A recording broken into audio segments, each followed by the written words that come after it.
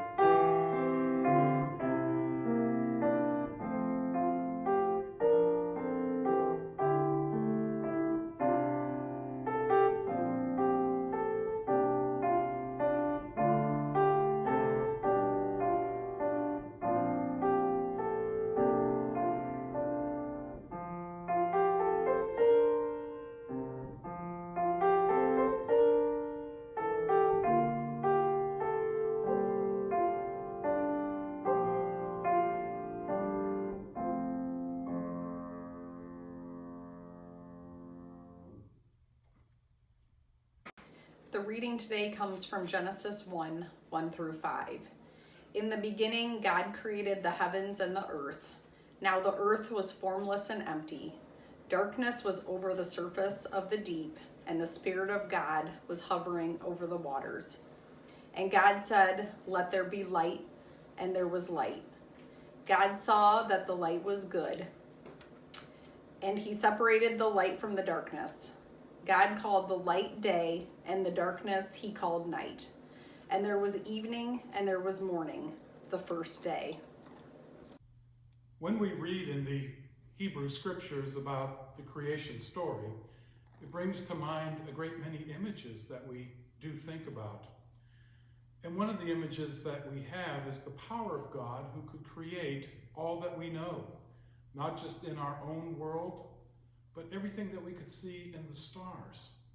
And when we think about that awesome power that there is in the hand of God, we think about how it is that God uses that same power to create humans.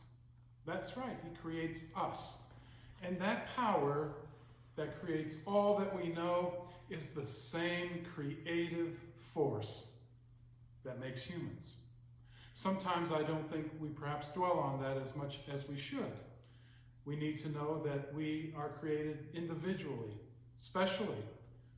As one person once said, when God created us, each one individually, the mold was broken.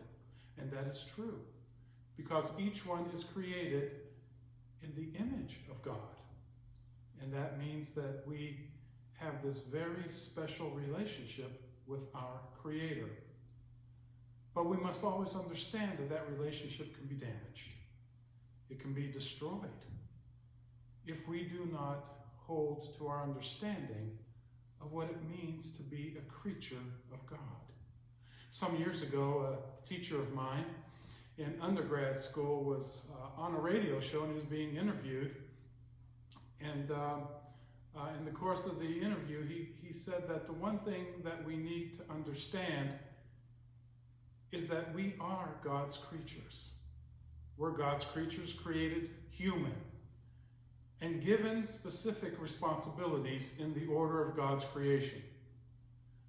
We are stewards of God's creation. How it is we care for God's creation becomes significant for us. But that's not just limited to the environment in which we find ourselves. Actually, it's also expands that we must take care of other humans. I think sometimes we are not as cognizant of that as we should be. That we do have a responsibility to the people around us, to the people around the world. People we know, people we don't know, the majority we don't know, and yet they too have been created by God. This seems today to be a real challenge for us, because when God created everything that we know,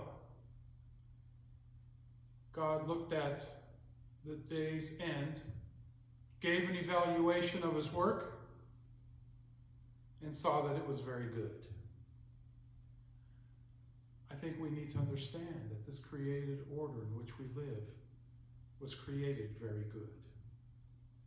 Sin enters in and defiles what we know. It builds up barriers between us and other people. It builds up destructive urges and tendencies that somehow tear us apart and leaves many walls that divide us, rather than bridges that join us together. There are so many things in the creation story, but perhaps at base level is that it was God's desire to share his love, his mercy, his joy with his creatures. He wants us to know that it's his desire to have a right relationship with us. But a relationship implies two-way streets. It just doesn't go one way. So it is, as God extends a relationship to us, we as God's creatures must embrace that relationship and to live in a covenant with him and with one another. For when we don't do that, the created order falls apart. We lose trust in one another. We lose trust in ourselves. There's a college football team that I watch a lot. I'm a big fan of theirs. And when they come running onto the field or they run off the field during a game in practice, there's always a person holding a board, and the board says, "Trust yourself." And the players, as they run by, touch the board. Well, yeah, we want to trust ourselves. And we can only trust ourselves when we live in covenant community with others. Because we're not alone. We don't travel this world alone, think that we're all in all unto ourselves. No. We trust ourselves. And we live according to a covenant that God has spelled out for us. That covenant was ratified with the presence of his Son, Jesus Christ. And that covenant tells us that the love of God triumphs over all. So as we continue our journey in the new year, we're but a few steps into the new year. Let us remember that the creation that we live in, the creation that we have been blessed to share with one another, is a gift from the hand of God. And that we must not do anything that defiles that creation or the creatures that God has put on the earth. And so with that in mind, let us remember that from the waters of chaos of creation and the deep, the Spirit of God moved upon the face of the deep, and order was created. May we receive that message and make it ours as our lives move upon the face of that which is not orderly, to bring a sense of purpose to the world in which we find ourselves. May God bless you in your journey. Will you please join me as we say the Lord's Prayer? Our Father, who art in heaven, hallowed be thy name. Thy kingdom come, thy will be done, on earth as it is in heaven. Give us this day our daily bread, and forgive us our trespasses, as we forgive those who trespass against us. And lead us not into temptation, but deliver us from evil. For thine is the kingdom, and the power, and the glory forever. Amen.